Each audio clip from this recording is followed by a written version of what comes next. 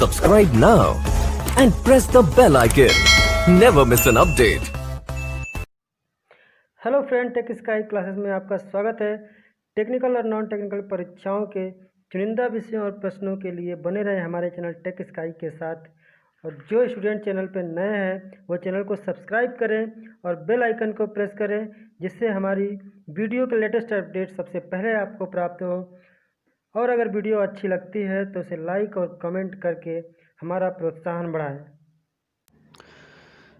Hello friend, दोस्तों आज का टॉपिक है हमारा आस्की कोड।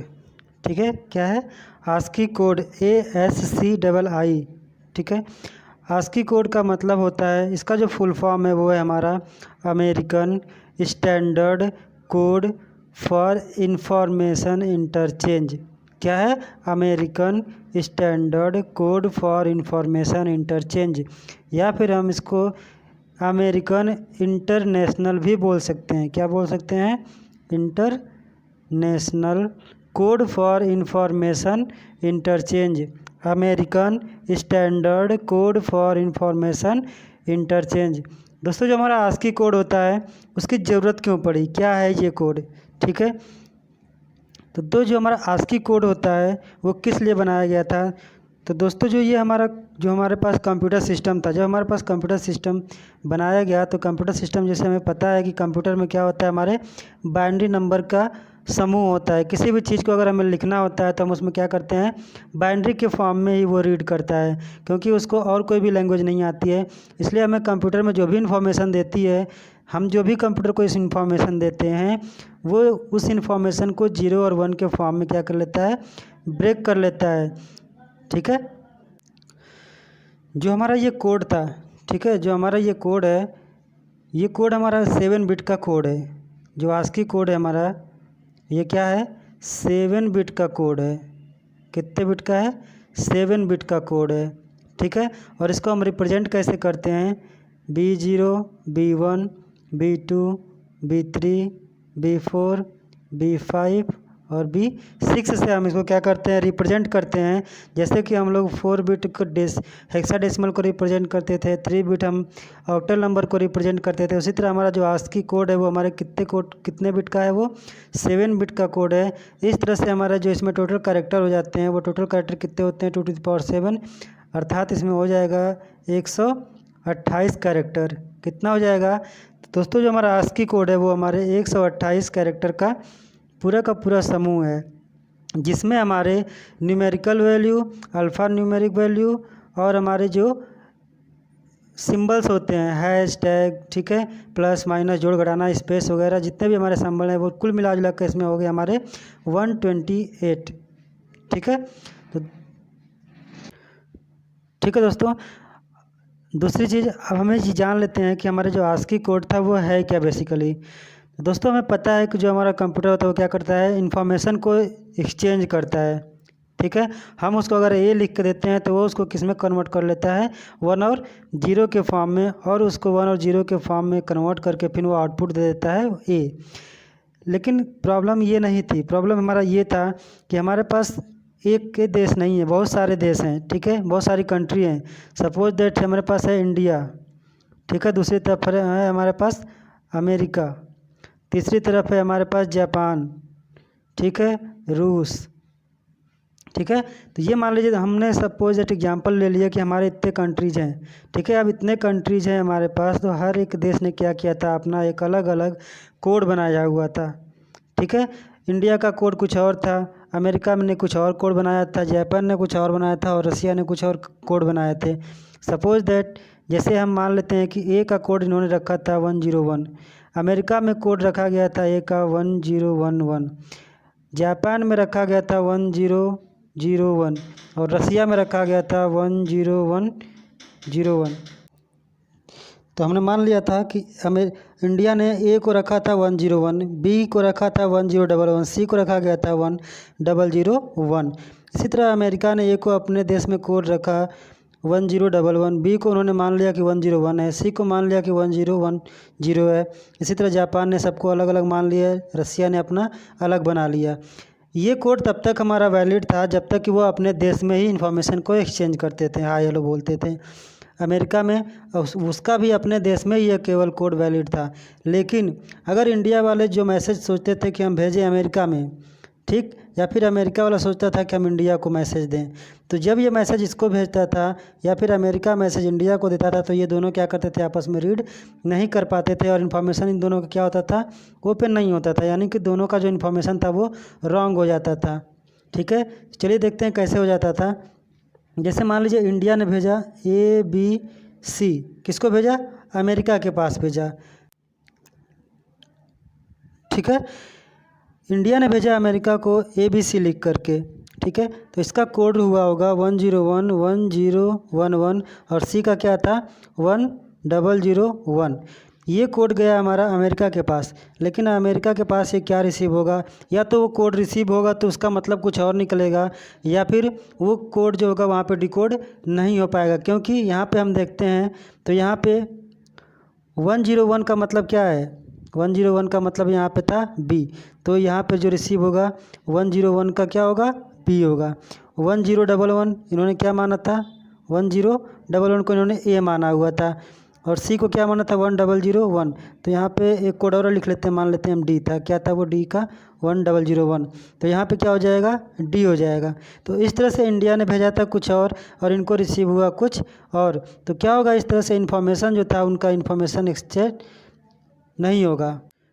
ठीक है, तो इस तरह से क्या था कि जो इन्फॉर्मेशन हम यहाँ से भेजते थे और ये जो इन्फॉर्मेशन रिसीव करता था, वो इन्फॉर्मेशन अगर रिसीव होता था तो उसका मतलब ये कुछ और निकालता था, या फिर ये इन्फॉर्मेशन यहाँ पे क्या होती थी, खुलती ही नहीं थी, जो इन्फॉर्मेशन जाती थी वो डिकोड ही नहीं हो पाती थी।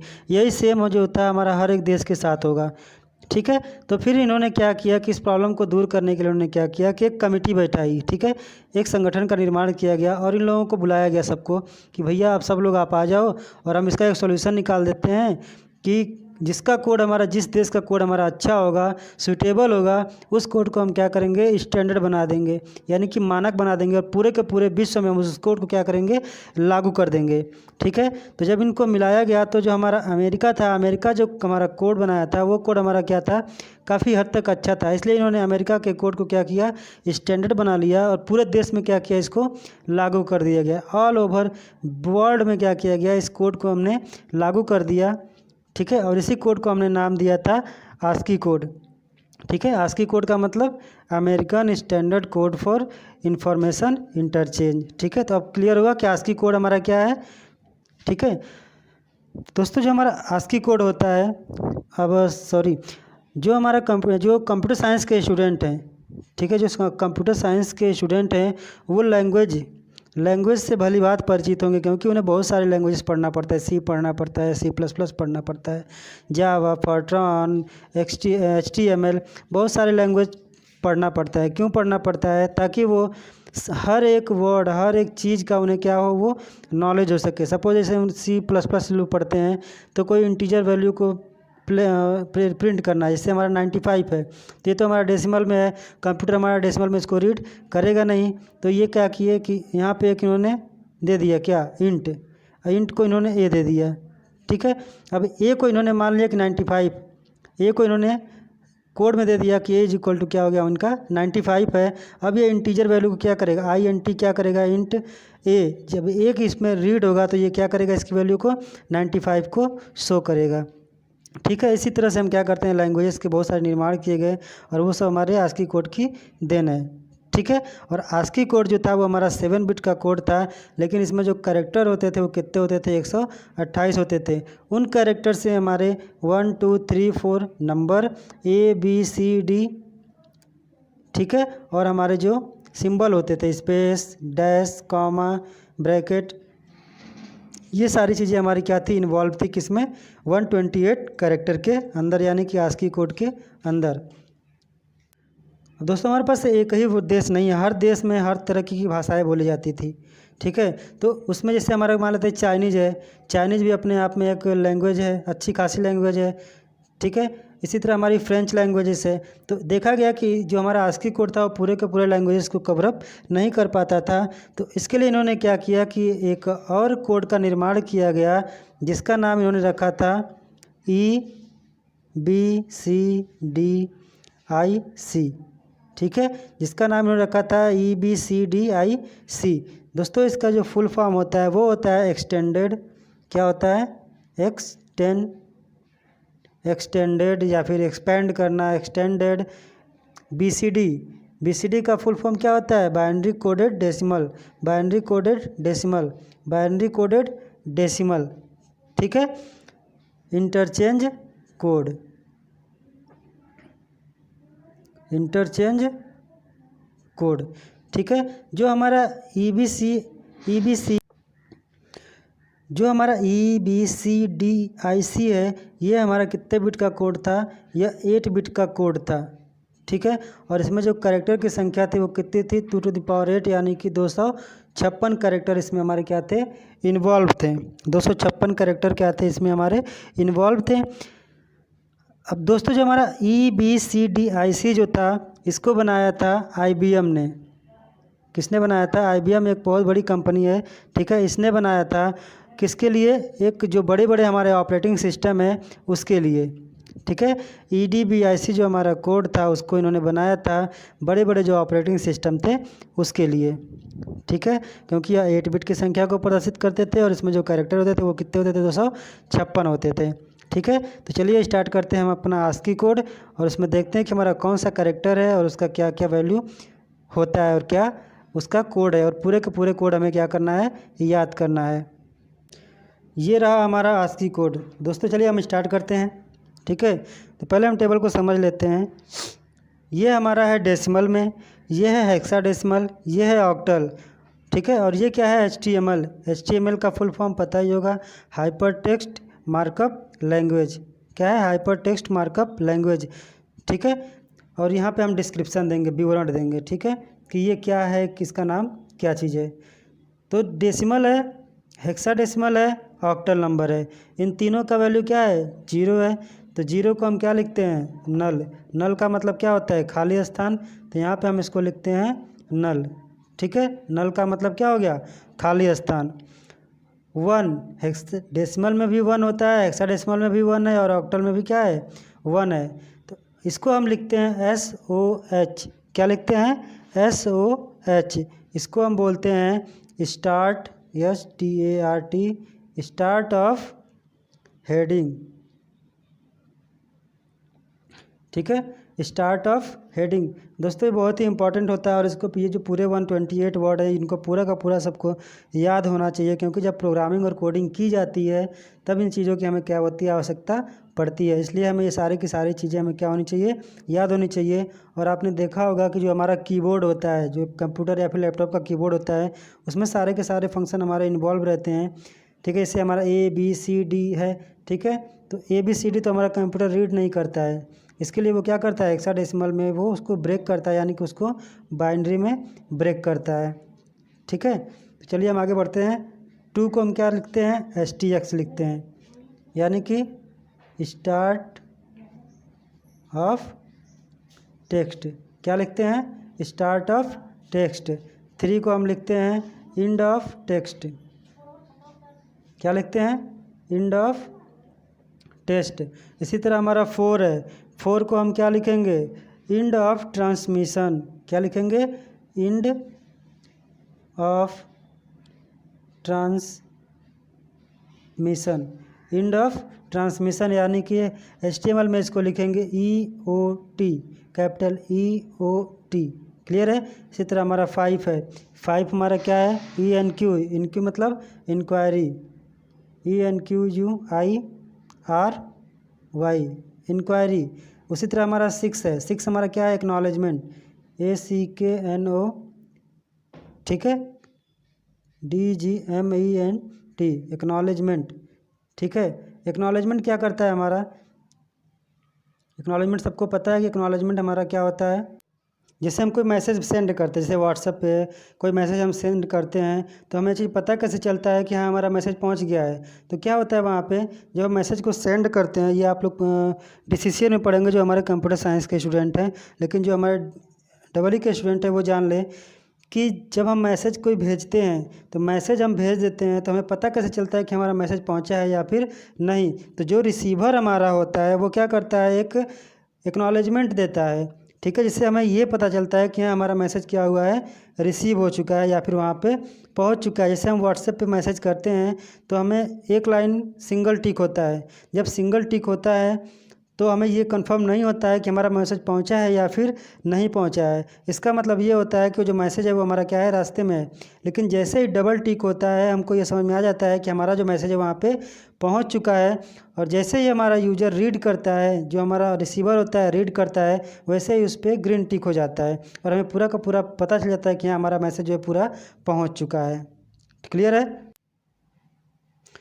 ठीक है, इसी तरह हमारा है 7 हमारा क्या है, BEL, क्या है हमारा, बेल। बेल को हम बोलते हैं BELL, बेल। ठीक है, क्लियर है। अब दोस्तों ध्यान देने वाली एक चीज़ ये है कि जो हमारे ऑक्टल नंबर होते हैं वो कहाँ तक होते हैं, 0 से लेकर के 7 तक। 0 से लेकर के कहाँ तक होते हैं, 7 तक। ठीक है, 7 के बाद हम इसको क्या करते हैं, 3 बिट जो भी हमारा एक्स्ट्रा बिट आता है यानी कि 8 आता है तो उसको हम अगले स्थान से लिखना स्टार्ट कर देते हैं। ठीक है, अगले स्थान से लिखना हम क्या करते हैं, स्टार्ट कर देते हैं। यानी कि 8 जब आएगा तो हम क्या करेंगे, 8 में हम 0 0 0, ये 3 बिट होते हैं हमारे। ठीक है, अगर 7 हमारा पूरा का पूरा कंप्लीट हो गया है और 8 आता है अगर हमारा, तो क्या करते हैं हम इसमें एक्स्ट्रा बिट ऐड कर देते हैं, कितना, 3 बिट का। 3 बिट का हमारा ऐड होता चला जाता है। पता ही है आपको, क्योंकि आपने ऑक्टल नंबर कन्वर्जन में पढ़ा ही होगा। तो जब 8 वैल्यू हमारी आएगी तो फिर से हम यहाँ पे क्या करेंगे, अलग से इस वैल्यू को हम रिप्रेजेंट करते हैं और यहाँ पे होता है पूरा 0 और यहाँ पे होता है 1। तो ये हो जाता है हमारा 10। ठीक है, 1 और 0 पढ़ते हैं। तो डेसिमल में हमारा 8 हो गया, हेक्साडेसिमल में 8 हो गया और हमारा ऑक्टल में 10। इसको हम बोलते हैं BS। क्या बोलते हैं, BS, यानी कि back space, BACK, back space. आपने देखा होगा कीबोर्ड में बैक स्पेस। ठीक है, इसी तरह हमारा 9 है। ठीक है, और अब हेक्साडेसिमल की बारी आती है। तो हेक्साडेसिमल जो होता है वो कितना होता है हमारा, 4 बिट का कोड होता है। तो 4 बिट का जो हमारा कोड होता है उसमें 9 तक की वैल्यू को हम रिप्रेजेंट करते हैं। अगर उसके बाद की जो वैल्यू आती है उसको हम ABCD से लिखते हैं, कहाँ तक, F तक। तो हम 9 को यहाँ पे क्या लिखते हैं, HT का मतलब होता है हॉरिजॉन्टल ट्यूब। क्या होता है, हॉरिजॉन्टल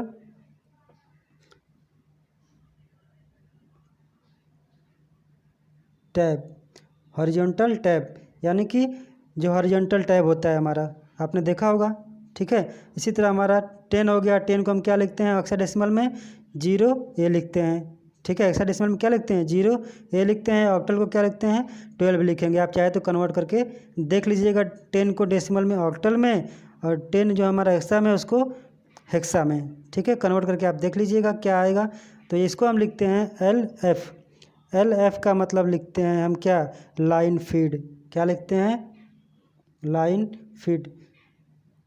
दोस्तों ये टेबल जो है आपको अच्छे से याद होना चाहिए और ये आपकी रिस्पॉन्सिबिलिटी है कि आप इसका नोट्स बनाते हैं या फिर नहीं बनाते हैं। और आप इसका नोट्स बना लीजिए और नोट्स बना के ये पूरा का पूरा टेबल आप क्या करेंगे, याद कर लेंगे। इसी तरह हमारा 11 का हो जाएगा यहाँ पे 13 से लेकर के VT से हम रिप्रेजेंट करते हैं, यानी कि वर्टिकल टैब। ठीक है, क्या होता है, वर्टिकल टैब। इसी तरह हमारा हो गया FF को हम बोलते हैं क्या, form feed, FORM, form feed. ठीक है, इसी तरह हमारा हो गया 15 को हम रिप्रेजेंट करेंगे यहाँ पे CR। 13 हो गया डेसिमल में, हेक्साडेसिमल में 0D और हमारा ऑक्टल में 15, यानी कि CR को हम रिप्रेजेंट करते हैं किससे, कैरेज, प्रेजेंट करते हैं हम कैरेज रिटर्न से। ठीक है, इसी तरह है हमारा SO को हम बोलते हैं शिफ्ट ऑफ। क्या बोलते हैं, शिफ्ट ऑफ या फिर आउट। ठीक है, इसको हम बोलते हैं शिफ्ट ऑफ फिर शिफ्ट आउट। 14 को हम बोलते हैं शिफ्ट आउट। 15 को डेसिमल में हम बोलते हैं SI का मतलब होता है शिफ्ट इन। क्या होता है, शिफ्ट इन। DLE का मतलब क्या होता है, DLE का मतलब क्या होता है, डेटा लिंक इनेबल। DC1 का मतलब क्या होता है,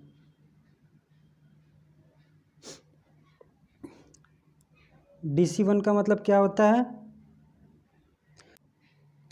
ठीक है। तो इसी तरह हमारा हो गया सिंक्रोनस आइडल, ठीक है। और ये हो गया हमारा एक्नॉलेजमेंट, कौन सा, निगेटिव एक्नॉलेजमेंट, यानी कि जैसे हम लोग क्लासरूम की अगर हम बात करते हैं तो क्लासरूम में क्या होता है, मिसिंग लिख के दिखाता है ना कुछ, कब वो दिखाता है कि यानी कि आपने टाइमली वो चीज़ एक्सेप्ट नहीं किया है, यानी कि उसको भेजा नहीं है, ठीक है। हमने तो आपको दिया लेकिन आपने हमें उसका कोई भी रिस्पांस नहीं मिला, ठीक है। तो ये होता है हमारा निगेटिव एक्नॉलेजमेंट। अगला है हमारा ETB, यानी कि एंड ऑफ ट्रांसमिशन बैच। इसी तरह है हमारा ETB, यानी कि end of transmission block, end of transmission block. 24 number का होता है हमारा 18, ये हो जाएगा 13 और ये हो जाएगा कैन। कैन का मतलब क्या हो जाएगा, कैंसिल, क्या हो जाएगा, कैंसिल, ठीक है। इसी तरह हमारा 25 को हम हेक्साडेसिमल में ब्रेक करेंगे तो 19 हो जाएगा, और 19 को हम ऑक्टल में ब्रेक करेंगे तो 31 हो जाएगा। ये हो गया EM। EM का मतलब क्या होता है, end of medium, end of medium, ठीक है। इसी तरह हमारा होता है सब का मतलब होता है सब्स्टिट्यूट, क्या होता है, सब्स्टिट्यूट। इसी तरह हमारा है ESC, स्केप बटन, जो कंप्यूटर के लैपटॉप में दिया रहता है ऊपर टॉप कॉर्नर पे, ठीक है, लेफ्ट में, स्केप, ESCAPE, स्केप, ठीक है। उसके बाद होता है हमारा FS, यानी कि फाइल सेपरेटर, फाइल सेपरेटर, ठीक है। दोस्तों अगर हम पूरे का पूरा स्लाइड अगर हम बताने लगेंगे तो वीडियो क्या हो जाएगी, बहुत ही लेंथी हो जाएगी, जो कि इसलिए ये केवल और केवल ये जो कोडिंग है ये हम क्लासरूम में ही आपको बताया जा सकती है, फिर जो क्लास होता है वहाँ पे, क्योंकि इस यहाँ पे जो होता है वीडियो काफ़ी लंबी हो जाती है, इसलिए हमें शॉर्टकट में ज़्यादा से ज़्यादा क्या करना है, इसको कवर करना है, ठीक है। तो आप लोग इसको क्या करेंगे, नोट्स अपना बना के इसको रट जाएंगे। अगला है हमारा 29 नंबर पे है हमारा GS का मतलब होता है ग्रुप सेपरेटर, ठीक है, ग्रुप सेपरेटर, ठीक है, सेपरेटर, ग्रुप सेपरेटर, ठीक है। अगला है हमारा RS का मतलब होता है रिकॉर्ड सेपरेटर, क्या होता है, रिकॉर्ड सेपरेटर। अगला है हमारा US, ठीक है, अगला हमारा क्या है, US, ठीक है, ठीक है। अगला है US का मतलब होता है यूनिट सेपरेटर, ठीक है। उसके बाद आता है हमारा 32 हेक्साडेसिमल में 20, और ये होता है 40, यानी कि होता है स्पेस। आपने स्पेस बटन देखा होगा, इसे लंबा सा होता है एक बड़ा सा, ठीक है, इस पर लिखा होता है स्पेस, ठीक है। ये होता है हमारा स्पेस के लिए, अगर आप शिफ्ट के साथ में इसको प्रेस करेंगे 40 तो शायद ये हमारा दिखाएगा स्पेस को, क्लियर है। उसके बाद आता है हमारा ये वर्ड, इसको आप लोगों ने देखा होगा, ठीक है, जिसको हम लोग विस्मयाबोधक चिन्ह कहते हैं या फिर एक्सक्लेमेशन मार्क कहते हैं, क्या बोलते हैं, EX, ठीक है, CLA, एक्सक्ला में TION, ठीक है, मार्क MARK, ठीक है। या फिर हिंदी में आप लोग इसको भी क्या कहते हैं, विस्मयाबोधक चिन्ह या फिर एक्सक्लेमेटरी मार्क, ठीक है। ये है हमारा, जैसे हम कोई लोग कोई क्वेट वगैरह लिखते हैं, ठीक है, कोई स्लोगन वगैरह लिखते हैं तो वहाँ पे हमारा ये से 2 लाइनें ऊपर से बनाई जाती हैं इस तरह से कर करके, ठीक है। तो इसको हम क्या बोलते हैं, इसको हम बोलते हैं डबल क्वेट, क्या बोलते हैं, डबल क्वेट,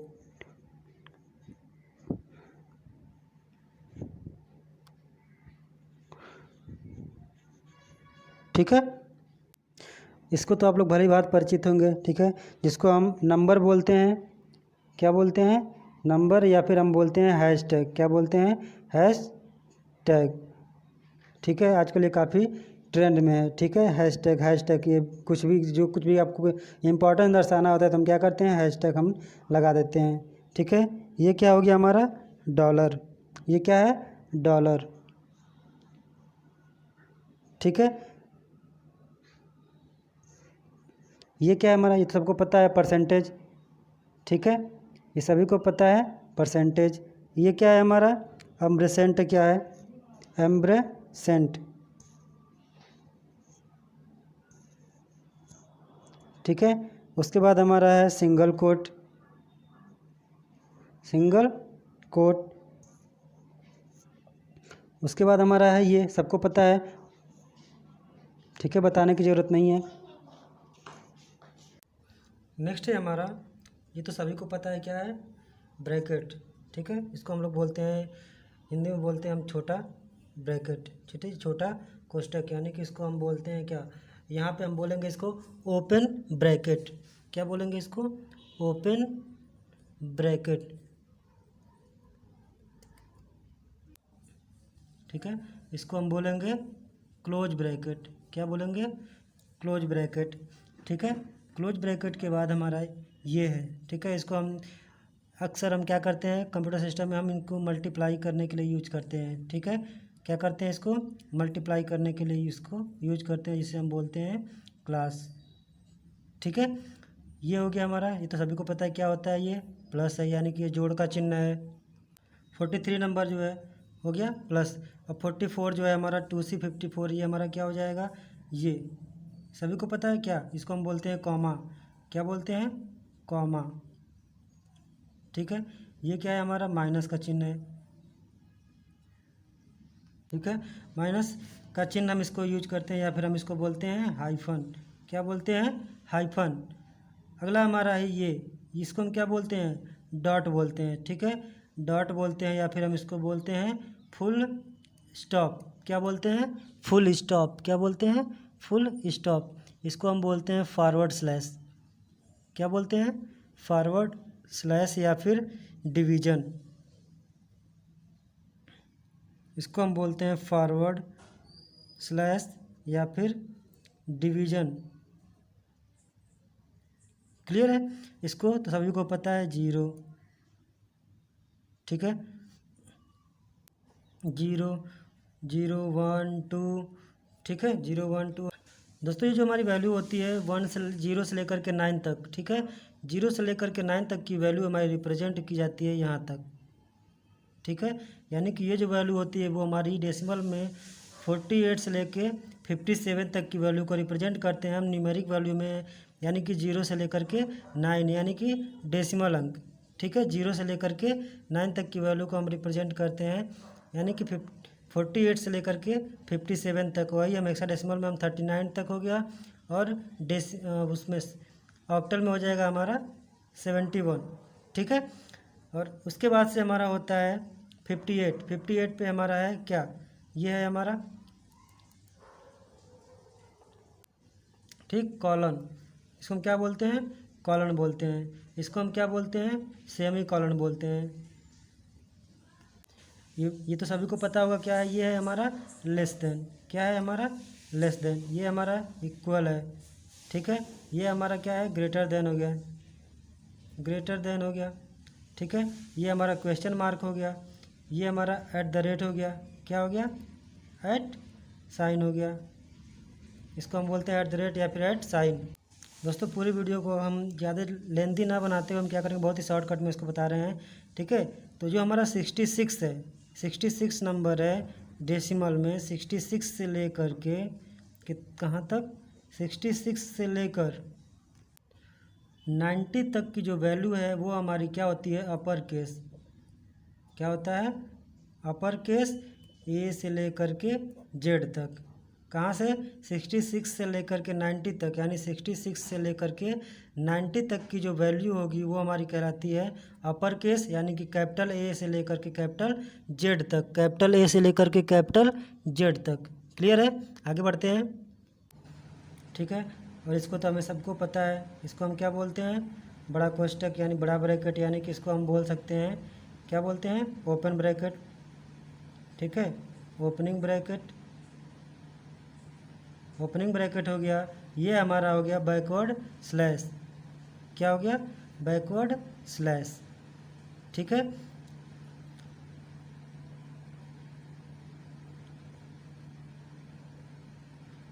उसी तरह हमारा ये क्या हो गया? क्लोजिंग ब्रैकेट हो गया, ठीक। और ये होता है जो हम इसको इस तरह से दिखाते हैं, इस तरह से जो शो करते हैं, इसको हम बोलते हैं कैरेट। क्या बोलते हैं? कैरेट। ये हमारा क्या है? ये है हमारा under score, you under score, ठीक है। जैसे हम कोई चीज़ लिखते हैं तो हम नीचे दे देते हैं ना, ऐसे जैसे ए लिखा ए डैश, यहाँ पे हम बी CD इस तरह से करके लिखते हैं ना, इसको हम बोलते हैं अंडरस्कोर। उसके बाद हमारा 40 ये, इसको हम ठीक है, इसको हम बोलते हैं ग्रेव एसेंट। क्या बोलते हैं? Grave accent. ठीक है। उसी तरह से हमारा जो है 97 से लेकर के 122 तक, कहाँ तक? 122 का, यानी कि 97 से लेकर के 122 तक का जो वैल्यू है वो हमारा क्या कहलाता है? Lower case. लोअर केस यानी कि स्मॉल ए से लेकर के स्मॉल जेड तक की वैल्यू है हमारी 97 से लेकर 122 तक। 97 से लेकर के 122 तक की जो वैल्यू है वो हमारी कहलाती है लोअर केस, यानी कि स्मॉल ए से लेकर स्मॉल जेड तक। उसी तरह हमारा ये है, ठीक है, इसको हम क्या बोलते हैं? मंझला कोष्ठक। ये हमारा क्या है? खड़ी पाई, खड़ी पाई बोलते हैं, या फिर हम इसको बोलते हैं वर्टिकल बार। क्या बोलते हैं?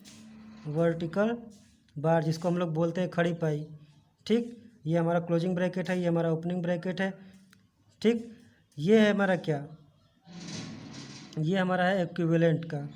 इक्विवेलेंट हम कहते हैं ना, नियर अबाउट, इक्विवेलेंट का चिन्ह इसको हम देते हैं।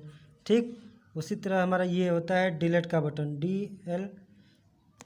ठीक है, यहाँ पे हमारा हो गया जो 172.7 का हो गया, ये हमारा हो गया डिलीट बटन। ठीक है, जो कि हमारे कंप्यूटर में दिया रहता है कीबोर्ड में DEL करके, इसको हम दबाते हैं तो क्या हो जाता है? डिलीट हो जाता है। दोस्तों, इसको याद करना थोड़ा सा क्या होता है, थोड़ा सा डिफ़िकल्ट है, लेकिन अगर आप 2-3 बार रिवीजन करेंगे तो याद हो जाता है। दोस्तों, लिखने के लिए सबसे आसान क्या होता है? लिखना हमें आसान होता है, क्योंकि जब हम वैल्यू को लिखते हैं, ठीक है, जब हम हेक्साडेसिमल में लिखते हैं तो 0 से लेकर के कहाँ तक लिखते हैं? 9 तक नंबर में लिखते हैं, और उसके बाद हम क्या लिखते हैं? ABCDEF तक लिखते हैं, यानी कि 0 से लेकर के F तक की वैल्यू को हम क्या करते हैं? लिखते हैं। और जैसे हमारा F आता है उसके बाद हम 0 से स्टार्ट। आपको हेक्साडेसिमल में कन्वर्जन, ऑक्टल में कन्वर्जन, सारे कन्वर्जन याद होंगे। ठीक है, जैसे मान लीजिए आपकी वैल्यू दी हुई है यहाँ पे 1111, यानी कि डेसिमल में है 111, हमें कन्वर्ट करना है किस में? हेक्साडेसिमल में। तो हेक्साडेसिमल में हम कैसे लिखते हैं? हेक्साडेसिमल में लिखने के लिए हम क्या करते हैं? 111 को हम 16 से डिवाइड करते हैं, तो जाता कितनी बार है ये? 16 छक्के 96, यानी 6 बार जाता है। ठीक है, 6 बार इसका पारा पढ़ने पे आता है। रिमाइंडर कितना बचता है? शेषफल बचता है हमारा 15 बचा। फिर हम 16 से भाग देते हैं और यहाँ पे कर देते हैं 0, और हमारा ये बच जाता है रिमाइंडर 16, और ये हो जाता है हमारा कितना? 615। तो हेक्साडेसिमल में 15 को क्या लिखते हैं हम? 6F, यही तो लिखते हैं। तो वही चीज़ हमारा यहाँ पे हो जाता है 111 का हमारा कितना हो गया? 6F। इसी तरह अगर हम ऑक्टल की बात करें तो ऑक्टल में हम क्या करते हैं? ऑक्टल में हम करके देख लेते हैं। तो ऑक्टल के लिए हम क्या करेंगे? 111, ठीक है, इसका हम ऑक्टल निकालेंगे तो ये हो जाएगा 8 एकम। ठीक है, ये कितनी बार जाएगा? 13 बार। ठीक है, और रिमाइंडर हमारा कितना बचेगा? रिमाइंडर हमारा बचेगा 7। ठीक है, फिर हम 8 का करेंगे तो 8 का कितनी बार जाएगा? एक ही बार जाएगा। 8 का हमारा कितनी बार जाएगा? एक बार बजाएगा, और रिमाइंडर कितना बचेगा? 8 5 13, यानी कि बचेगा हमारा 5। फिर से हम 8 से उसको करके देखते हैं। जब हम 8 का करेंगे तो ये हो जाएगा हमारा 0, और यहाँ पे हो जाएगा हमारा कितना? 1, और ये हो जाएगा हमारा 157। ठीक है, क्योंकि आपको ऑक्टल, हेक्सा, बाकी सारे कन्वर्जन बता गए हैं, तो इसलिए हमको उम्मीद है कि ये सब जितने भी नंबर्स हैं वो आपको कन्वर्ट करने की ज़रूरत नहीं पड़ेगी, क्योंकि आप यहाँ पे भी देखते हैं हमने सारे नंबर कन्वर्ट करके लिख दिए हैं, और आप इसको आसानी से याद भी कर सकते हैं। क्योंकि अगर आप ध्यान से देखें, जैसे सपोज दैट यहाँ पे है 160, आपको दिख रहा होगा 160, तो 0 कब आ रहा है? 7 के बाद हमारा 0 नंबर आ रहा है। देखिए, 15 के बाद 16 आ गया, फिर ये जाएगा हमारा 167 तक। ठीक है, 167 तक आ गया। तो 167 के आने के बाद हमारा फिर से यहाँ पे 0 हो जाएगा, और 6 के बाद हमारा 7 हो जाएगा। फिर से हमें ये जाएगा कहाँ तक? 77 तक। क्लियर है? इसी तरह हमारा जो है F की कंडीशन अगर हम देखें तो F की कंडीशन हमारा जैसे ये है 6F तक। 6F हमारा लास्ट है, तो 6F के बाद हमारा आ जाएगा 7, और 0 से स्टार्ट होगा, और ये हमारा जाएगा कहाँ तक? 6 के बाद 7 0 7 1 2 3 4 5 6 7 8 9 9 के बाद हमारा ABC स्टार्ट होगा कहाँ तक? F तक स्टार्ट होगा। ठीक है, इसके बाद अगर नंबर आते हैं तो हमारा ये 8 हो जाता है, और यहाँ पे क्या हो जाएगा? 0 हो जाएगा, और ये हमारा 8 और यहाँ पे 0 हो जाएगा। ठीक है, और इसके बाद हमारे नंबर क्या होंगे? ये ऐसे ही बढ़ते रहते हैं। तो इस प्रकार से हमारे इस जो हेक्साडेसिमल से ऑक्टल और हमारे जो कोड है डेसिमल के और ये जो हमारे HTML कोड है, ये सारे के सारे कन्वर्जन आपको यहाँ पे बता दिए गए हैं। तो मिलते हैं अगले लेक्चर में, तब तक के लिए जय हिंद।